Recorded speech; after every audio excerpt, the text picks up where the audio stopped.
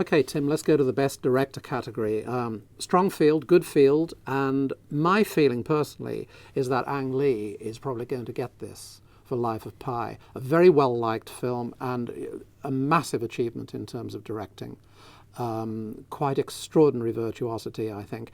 And although I think it's quite a tough field, I've just got a feeling that he's going to nick it this year.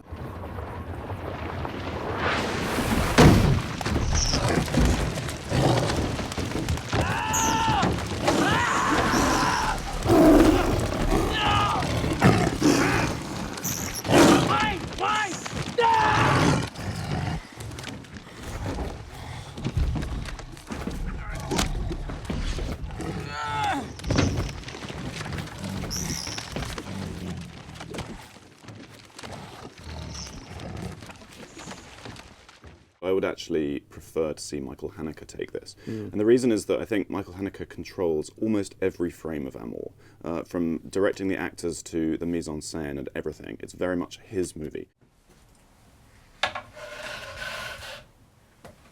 Qu'est-ce qui se passe? Qu'est-ce qu'il y a? Anne. Coucou. C'est moi. Anne. Qu'est-ce qui se passe? Anne. Qu'est-ce qui se passe?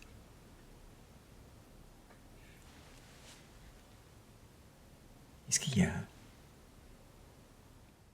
And I feel with Ang Lee that it's very much a collaborative movie, that large sections of the film are given over to his effects team, to his, to his production designers, to every other person at his disposal. And I think there are long sequences there which really other people would have been in charge of, and he'd have been overseeing them. Yeah. But it's hard to say exactly where he stepped in and said, no, this is what I want. There is a soft centre about the Academy voters, and I think they're much more likely to look at a work like Life of Pi. They're going to look at, yes, all the effects, but they're going to consider the, to an extent, a feel-good factor when they come out of that film, and it's an earned feel-good factor too. And I think that's probably going to tip it over Haneke. Bear in mind that Ang Lee actually has got a Best Director Oscar, and this sort of feels like the one moment when perhaps Haneke, they yes, could go for Haneke. But there is a dark horse, if you can call Steven Spielberg of all people a dark horse.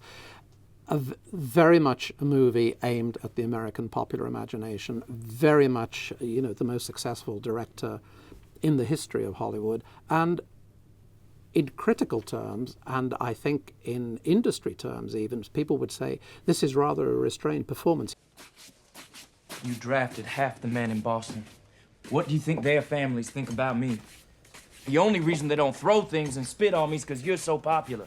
I can't concentrate on British mercantile law. I don't care about British mercantile law. I might not even want to be a lawyer.